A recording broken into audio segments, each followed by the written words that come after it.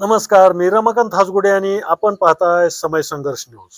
मराठवाड्याचा अनुशेष भरून काढणे आणि मराठवाड्याच्या जी समस्या आहेत, मराठवाड्याच्या ज्या अडचणी आहेत, त्या सोडवण्यासाठी स्थापन झालेली संघटना म्हणजे मराठवाडा जनता विकास परिषद.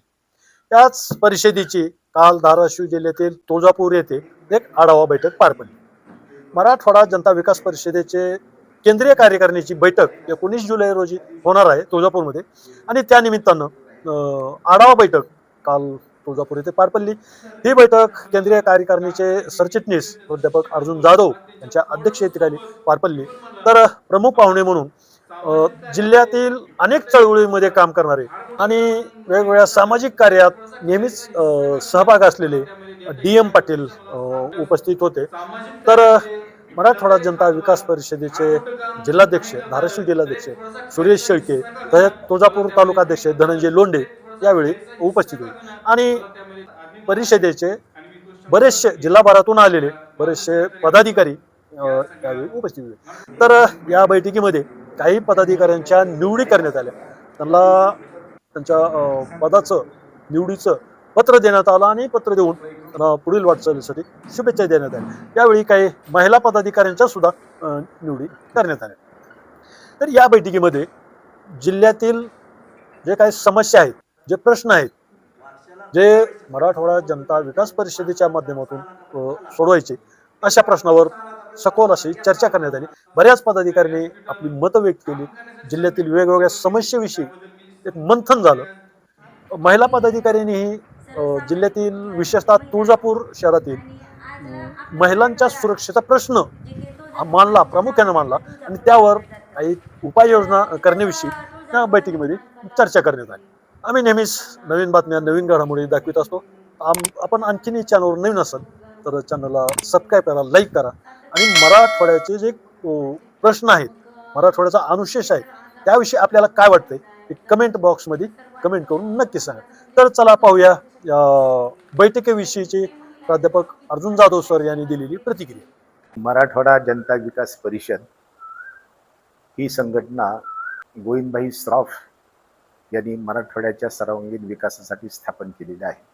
मराठवाडा जेव्हा 17 सप्टेंबर 1948ला निजामाच्या जोखडातून मुक्त झाला, तो स्वामी रामानंद तीर्थ यांच्या नेतृत्वाखाली हा स्वतंत्र झाल्यानंतर या मराठवाड्याचं काय करायचं, मराठवाड्याचा सर्वांगीण विकास झाला पाहिजे म्हणून गोविंदभाई श्रॉफने ही मराठवाडा जनता विकास परिषद संस्था रजिस्टर केलेली आहे. मराठवाड्यातल्या 8ही जिल्ह्यामध्ये ही संघटना कार्यरत आहे. जनतेचे जे प्रश्न आहेत ते प्रश्न धसास लागले पाहिजे, ते प्रश्न सुटले पाहिजेत, हा या संघटनेचा महत्त्वाचा उद्देश आहे. लोकशाहीमध्ये लोक हे मालक असतात, परंतु ते आज अत्यंत वाईट स्थितीमध्ये जीवन जगत आहेत हे वास्तव आजच्या समाजव्यवस्थेमध्ये, राज्यव्यवस्थेमध्ये आपल्याला दिसतं आहे. आणि म्हणून त्या जनतेचे जिव्हाळ्याचे असणारे जे प्रश्न आहेत, रस्त्याचा प्रश्न असेल, पाण्याचा प्रश्न असेल, शिक्षणाचा प्रश्न असेल, आरोग्याचा प्रश्न असेल, महिलांच्या खऱ्या अर्थानं सक्षमीकरणाचा प्रश्न असेल, तर हे प्रश्न त्या पातळीवर जनतेला बरोबर घेऊन ते सोडवायचे, जनतेची ताकद वाढवायची आणि सनदशीर मार्गाने, गांधीजीच्या मार्गाने मराठवाड्याच्या जनतेचा सर्वांगीण विकास घडवून आणायचा हा उद्देश आहे. आणि आता आमची नवीन कार्यकारिणी नियुक्त झाल्यानंतर दर 3 महिन्यानंतर मराठवाड्याच्या वेगवेगळ्या विभागामध्ये केंद्रीय कार्यकारिणीची बैठक घेतली जाते आणि पहिली बैठक आमची नांदेडला झाली आणि आता नंतर दुसरी बैठक या ठिकाणी तुळजाभवानी महाविद्यालयामध्ये या ठिकाणी होत आहे.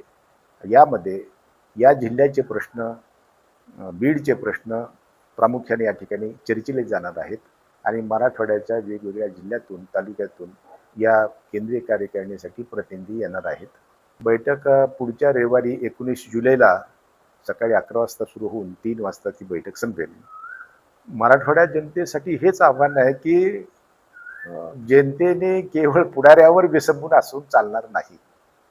आपले प्रश्न सोडवायचे असतील तर लोकांना रस्त्यात यावं लागेल आणि गांधीजीच्या मार्गाने प्रश्न सुटण्यासाठी आग्रह धरावा लागेल, त्याच्याशिवाय प्रश्न सुटणार नाहीत. आता पश्चिम महाराष्ट्रातले लोक आम्हाला नेहमी म्हणतात की तुमचे मराठवाड्याचे 4 मुख्यमंत्री झाले, त्यावेळेला का सोडवले नाही प्रश्न असं बोलतात. परंतु त्या वेळच्या मुख्यमंत्र्यावर काही त्यांच्या व्यक्तिगत मर्यादा असू शकतात. म्हणून मंत्र्यावर, आमदारावर, खासदारावर नुसतं विसंबून न राहता जनतेनं जागृत होणं आपापल्या प्रश्नासाठी, तरच हे सगळे लोक कामाला लागतील. आमदार, खासदार आणि मुख्यमंत्री सुद्धा त्याच वेळेला हलू शकतात. कारण जनतेची ताकद ही सर्वात श्रेष्ठ ताकद आहे. ही गांधीजींनी देशामध्ये दाखवून दिलेलं आहे.